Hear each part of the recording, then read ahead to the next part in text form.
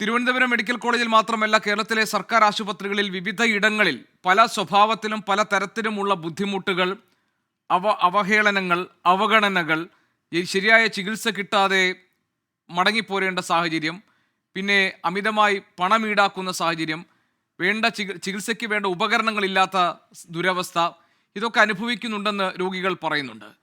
പക്ഷേ ഇതിൻ്റെയൊക്കെ പേരിൽ കേരളത്തിലെ സർക്കാർ സംവിധാനങ്ങളെ, ആരോഗ്യരക്ഷാ സംവിധാനങ്ങളെ അടച്ചാക്ഷേപിക്കുന്നത് ശരിയുമല്ല. കാരണം ഏറ്റവും വൈദഗ്ധ്യമുള്ള ഡോക്ടർമാർ, ഏറ്റവും മികച്ച ചികിത്സ നൽകാൻ കഴിയുന്ന രീതികൾ, ഏത് അടിയന്തര സാഹചര്യത്തിലും ആശ്രയിക്കാൻ കഴിയുന്ന ആതുരാലയങ്ങൾ എന്ന നിലയിലൊക്കെ കേരളത്തിലെ സർക്കാർ സംവിധാനങ്ങൾ, സർക്കാർ ആശുപത്രികൾ പല നിലയ്ക്കും നമുക്ക് നല്ല മാതൃകകളായി മാറിയിട്ടുമുണ്ട്.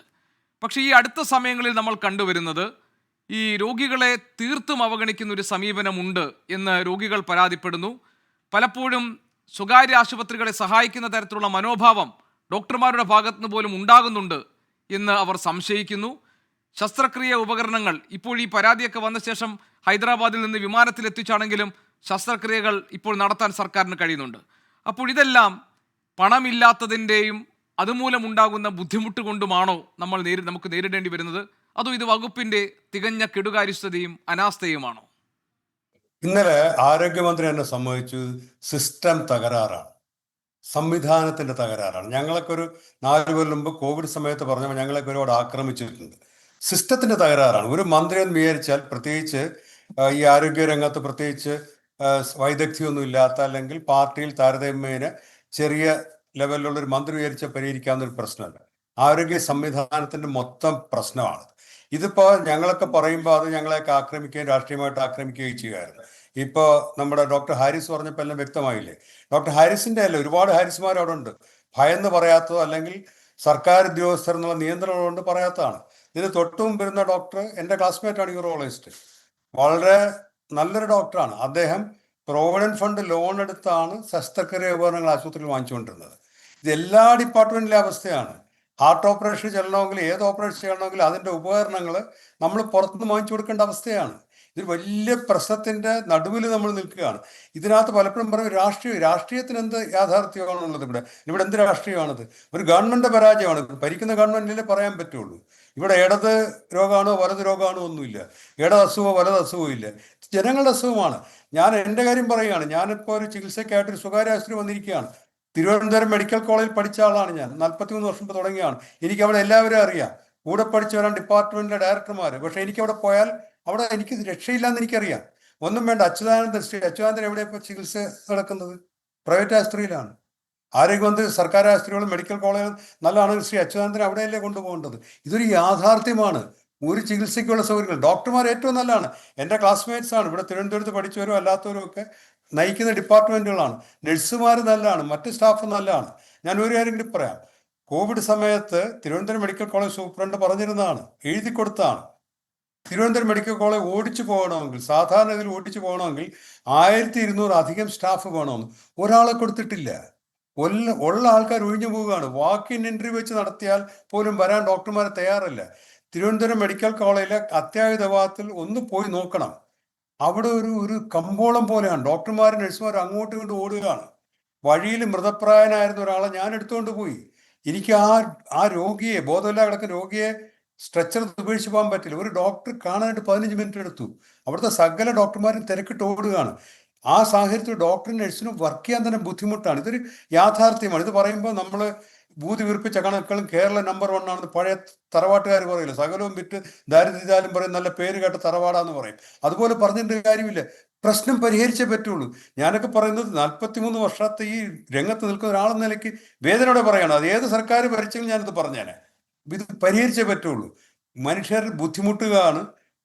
സകല ചികിത്സയ്ക്കും പുറത്തുനിന്ന് പൈസ വാങ്ങേണ്ടതാണ്. ചികിത്സ താമസിക്കുന്നു, കൃത്യമായ ചികിത്സ കിട്ടുന്നില്ല. ഡോക്ടർമാരും നഴ്സുമാരും മറ്റ് ഉദ്യോഗസ്ഥരും സർക്കാർ ജീവനക്കാരും അസ്വസ്ഥരാണ്. അത് പരിഹരിക്കണമെങ്കിൽ കാതലായ മാറ്റം വേണം. ഇപ്പൊ ഹെലികോപ്റ്ററിൽ നിന്ന് മരുന്ന് കൊണ്ടുവരാനുള്ള മന്ത്രി വെച്ചിരിക്കുന്നത്. ആരോഗ്യവകുപ്പിന്റെ പണി അതല്ല. അതൊക്കെ ചെറിയ DMOമാർ ചെയ്യേണ്ടതാണ്. സിസ്റ്റം പരാജയപ്പെടുന്നതുകൊണ്ടാണ് ഹെലികോപ്റ്ററിൽ മരുന്ന് കൊണ്ടുവരേണ്ടത്. അല്ല ഡോക്ടർ എസ് എസ് ലാൽ, ഒന്നുകൂടി ഇത് കാണുന്ന പ്രേക്ഷകർ കൂടി മനസ്സിലാകാനാണ്. കാരണം കേരളത്തിൽ വരുന്ന എത്രയോ ദരിദ്രരായിട്ടുള്ള ആളുകൾ, അതല്ലെങ്കിൽ അത്യാധുനിക അല്ലെങ്കിൽ ഏറ്റവും മികച്ച ചികിത്സ കിട്ടാൻ ആഗ്രഹിക്കുന്നവർ, ഏറ്റവും അടിയന്തര സാഹചര്യത്തിൽ മെഡിക്കൽ കോളേജുകളിലേക്ക് പാഞ്ഞെത്തിയവർ, അങ്ങനെ തുടങ്ങി ലക്ഷക്കണക്കിന് ആളുകൾ ഒരുപക്ഷെ ഈ വിവാദങ്ങളുടെ പശ്ചാത്തലത്തിൽ എന്താണ് നമ്മുടെ ആശുപത്രികൾക്ക് സംഭവിക്കുന്നത്, എങ്ങനെ ആ പ്രശ്നങ്ങൾ പരിഹരിക്കാം എന്നതിലൊക്കെയുള്ള നിർദ്ദേശങ്ങൾക്ക് കാത്തിരിക്കുന്നുണ്ടാകും. അവരോട് ഡോക്ടർ എസ് ലാൽ, താങ്കൾ പ്രശ്നമുണ്ടെന്ന് താങ്കൾ പറഞ്ഞു. ആ പ്രശ്നത്തിൻ്റെ ദുരവസ്ഥ അനുഭവിക്കുന്നവരുടെ കൂട്ടത്തിൽ നമ്മളെപ്പോലുള്ള ആളുകളൊക്കെ ഉണ്ടെന്ന് താങ്കൾ പറഞ്ഞു. പ്രശ്നം പരിഹരിക്കപ്പെടേണ്ടതാണെന്ന് താങ്കൾ പറഞ്ഞു. ഈ പ്രശ്നക്കാരാരാണ്? പ്രശ്നം പരിഹരിക്കാനുള്ള മാർഗം എന്താണ്? ആരുടെ ഭാഗത്താണ് ഇനിഷ്യേറ്റീവ് ഉണ്ടാകേണ്ടത്? ഇപ്പോൾ ആരോഗ്യമന്ത്രി പറഞ്ഞത് സിസ്റ്റത്തിന്റെ തകരാറാണെന്നാണ്. ആരോഗ്യമന്ത്രി അങ്ങനെ പറയുമ്പോൾ ആ സിസ്റ്റത്തിൽ അവർ മാധ്യമപ്രവർത്തകരെ, പൊതുജനങ്ങളെ എല്ലാം ഉൾപ്പെടുത്തിക്കൊണ്ടിട്ടുള്ള ഒരു വിശാലമായ അർത്ഥത്തിലാണ് സിസ്റ്റം എന്ന് പറയുന്നത്. അങ്ങനെ നമുക്ക് ഈ പ്രശ്നത്തിന് പരിഹാരം കാണാൻ കഴിയില്ലല്ലോ. എവിടെ തുടങ്ങണം ഇതിന്റെ മാറ്റം? ഇപ്പൊ മാറ്റി പറയുന്നതാണ്. ആരോഗ്യമന്ത്രി ചെയ്തൊരു നല്ല കാര്യമാണ്. അറിയാതെങ്കിലും പറഞ്ഞു സിസ്റ്റത്തിന്റെ തകരാറാണ്. നമ്മൾ ഇതുവരെ പ്രശ്നം അംഗീകരിക്കാത്തതുകൊണ്ടാണ്, പ്രശ്നം ഉണ്ടെന്ന് അംഗീകരിക്കാത്തതുകൊണ്ടാണ് പരിഹാരത്തിന് നിർദ്ദേശമില്ലാത്തത്. ഒരാൾക്ക് പ്രശ്നമില്ലെന്ന് എങ്ങനെ പരിഹരിക്കാൻ പറ്റും? ഇപ്പൊ മന്ത്രി സമ്മതിച്ചു സിസ്റ്റത്തിന് തകരാറുണ്ടെന്ന്. ആ സിസ്റ്റം ഈ ഒരു മന്ത്രിയുടെ മാത്രം കുറ്റമൊന്നുമല്ല പറയുന്നത്. ഇതിനകത്ത് ഒരുപാട് പ്രശ്നങ്ങളുണ്ട്. അത് പരിഹരിക്കുന്നതിൽ വീഴ്ച വന്നിട്ടുണ്ട്. ഏറ്റവും ആദ്യത്തെ കാര്യം ഞാൻ പറയാം. മന്ത്രി അസംബ്ലിയിൽ പറഞ്ഞതും ആരോഗ്യമന്ത്രി, ധനകാര്യമന്ത്രി ഇന്നലെ പറഞ്ഞ തമ്മിലുള്ള വ്യത്യാസം നിങ്ങൾ നോക്ക്. ആരോഗ്യമന്ത്രി പറഞ്ഞത് രോഗികളുടെ എണ്ണം കൂടി എന്നുള്ളതാണ്. നമുക്കത് മുഖവിലക്കെടുക്കുക. രോഗികളുടെ എണ്ണം കൂടിയെന്ന്. ധനകാര്യമന്ത്രി പറയുകയാണ് ഞാൻ ഒരു പൈസ പോലും വെട്ടിക്കുറച്ചിട്ടില്ല. രോഗികളുടെ എണ്ണം കൂടുമ്പോൾ ധനകാര്യമന്ത്രി എന്താ പറയുന്നത്? ഞാൻ അനുസരിച്ച് ധനം കൂടുതൽ കൊടുത്തു എന്നാണ്. നിങ്ങൾ ബജറ്റുകൾ പരിശോധിച്ച് നോക്കൂ. 1 രൂപ കൂട്ടിയിട്ടുണ്ടോ ഓരോ ബജറ്റിലും?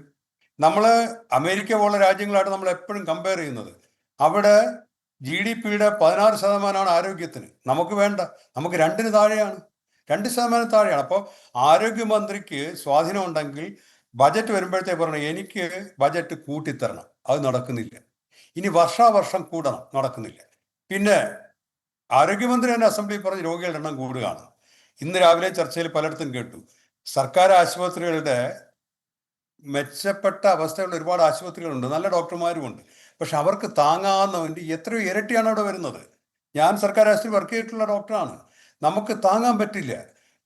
കാർഡിയോളജിയിൽ 700 പേരാ വരുന്നത്, ഒരാൾ 250 പേരെ അല്ല നോക്കും. ഡോക്ടർ, ഈ ആരോഗ്യമന്ത്രി കഴിഞ്ഞ ദിവസം ഈ ആശുപത്രികൾക്ക് നേരെ ഇത്ര വലിയ ആക്രമണം, അതായത് ഞാൻ പറഞ്ഞത് വിമർശനങ്ങൾ കൊണ്ടുള്ള ആക്രമണം നടക്കുമ്പോൾ പറഞ്ഞത് ഇന്ത്യയിൽ ഏറ്റവും കൂടുതൽ ഹൃദയ ചികിത്സകൾ നടക്കുന്നത് തിരുവനന്തപുരം മെഡിക്കൽ കോളേജിലാണ്. അതുപോലെ 2021-ൽ ഈ സൗജന്യ ചികിത്സ ലഭ്യമാക്കിയവരുടെ എണ്ണം 2.5 ലക്ഷമായിരുന്നുവെങ്കിൽ 2024 ആയപ്പോൾ അത് 6.5 ലക്ഷമായി ഉയർന്നു. അതുപോലെ തന്നെ ആർദ്രം പദ്ധതിയിലൂടെ 1000-ൽ പരം തസ്തികകൾ സൃഷ്ടിച്ചു.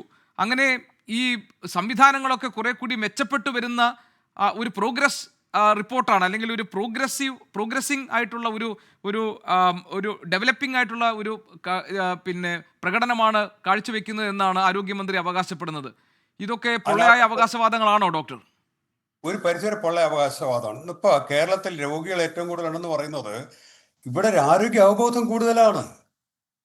മരിക്കാറായാൽ പോലും ഉത്തർപ്രദേശിലെ രാജസ്ഥാനിലെ ആളുകൾ പോകില്ല. ഇവിടെ തുമ്മൽ വന്ന ഡോക്ടറെ അടുത്ത് പോകും. അപ്പൊ ഇവിടെ രോഗികൾ കൂടുതലുണ്ടെന്ന് പറയുന്നത് കേരളത്തിൽ മഴ കൂടുതലാന്ന് പറയുന്ന പോലെ അത് മന്ത്രിയുടെ ചോണയാണ്. ജലസേന മന്ത്രി കഴിച്ചാണ് കേരളത്തിൽ മഴ കൂടുന്നത്.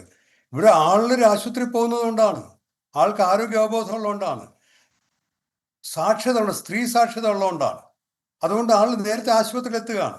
രോഗികളുടെ എണ്ണം ഉണ്ടെന്നുള്ള. പിന്നെ കോവിഡ് വന്നതിന് ശേഷം പല ചെറിയ അസുഖങ്ങളൊക്കെ ഉള്ളതായിട്ട് അറിയുകയോ അല്ലെങ്കിൽ അതിനെപ്പറ്റി സംശയമുണ്ട്, ആളുകൾ പെട്ടെന്ന് ആശുപത്രിയിൽ പോകും.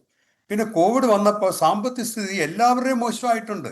സ്വകാര്യ ആശുപത്രി പോകാൻ പറ്റാത്തതുകൊണ്ട്, നിവൃത്തിയില്ലാത്തതുകൊണ്ട് സർക്കാർ ആശുപത്രിയിൽ പോകുന്നതാണ്. ഈ ഡോക്ടർ ഹാരിസ് പറഞ്ഞ അവസ്ഥയിൽ ആശുപത്രിയിൽ ആരെങ്കിലും അറിഞ്ഞുകൊണ്ട് പോകും. എനിക്കിത് കേട്ടോണ്ടിരിക്കേണ്ടവർ പറയേണ്ടത്, സർക്കാർ ആശുപത്രികളിൽ ഡോക്ടർമാരും നഴ്സുമാരും സംവിധാനം നല്ലതാണ്. അവിടെ തിരക്കുള്ളത് കൊണ്ട് നിങ്ങൾക്ക് കൃത്യമായ സമയത്ത് ചികിത്സ കിട്ടാൻ താമസം ഉണ്ടാകുന്നതാണ്. ഡോക്ടർമാരൊക്കെ നല്ലതാണ്. ഇപ്പൊ ചെയ്യേണ്ടതെന്ന് പറഞ്ഞു കഴിഞ്ഞാൽ ചെറിയ അസുഖങ്ങൾക്ക് തൊട്ടടുത്തുള്ള ആശുപത്രി പോവുക. മെഡിക്കൽ കോളേജുള്ള ആശുപത്രികൾ നമ്മളൊരു തലവേദന വന്നാലൊക്കെ അവിടെ പോയി ക്യൂ നിന്ന് അവിടെ തിരക്കുണ്ടാക്കരുത്. കാരണം സ്വാധീനമുള്ളവൻ മന്ത്രി വിളിച്ചു പറയുന്നവൻ്റെ തലവേദന ആദ്യം കാണും, തല ഇടിച്ചവൻ്റെ നോക്കാൻ അവസാനമായിപ്പോവും. അപ്പൊ അത് നമ്മൾ ജനങ്ങൾ ശ്രദ്ധിക്കേണ്ടതാണ്. നമുക്ക് ഈ എല്ലാ രാജ്യത്തും വികസിച്ച നാടുകളിലെ ഒരു ഫാമിലി ഡോക്ടർ സംവിധാനമൊക്കെ ഉണ്ട്. നമ്മുടെ ചെറിയ ആവശ്യങ്ങൾക്ക് തൊട്ടടുത്ത ഡോക്ടർ പോകും. കൊച്ചാവശ്യങ്ങൾക്ക് നമ്മൾ മെഡിക്കൽ കോളേജിൽ പോയി തിരക്ക് കൂട്ടരുന്നുള്ള ജനങ്ങളോട് പറയാവുന്നതാണ്. പക്ഷെ ജനങ്ങൾക്ക് സംവിധാനങ്ങൾ വേണ്ടേ? പാവപ്പെട്ടവൻ എവിടെ പോവും? ആ പകരം സംവിധാനങ്ങൾ ഉണ്ടാകണം. തിരുവനന്തപുരത്ത് ജനറൽ ആശുപത്രി, ഞാനിപ്പോൾ ചികിത്സയിലാണ്. എനിക്ക് ഒരു ആക്സിഡന്റ് പറ്റിയിട്ട് എല്ലാ ടെസ്റ്റുകളും പടപടാൻ നടന്നു. ഞാൻ എൻ്റെ ഫേസ്ബുക്കിൽ ഞാൻ എഴുതി, എനിക്ക് ഡോക്ടർമാരെ പരിചയമുള്ളതുകൊണ്ടും ശമ്പളം ഉള്ളതുകൊണ്ടാണ്.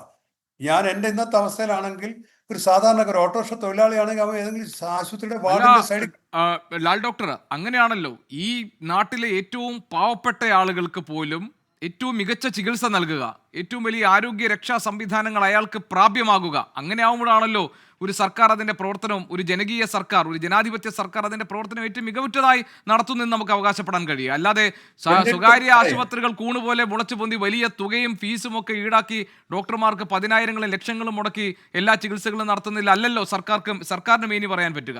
അപ്പൊ അവിടെയാണ് നമ്മുടെ പ്രശ്നം താങ്കൾ സൂചിപ്പിച്ചത്.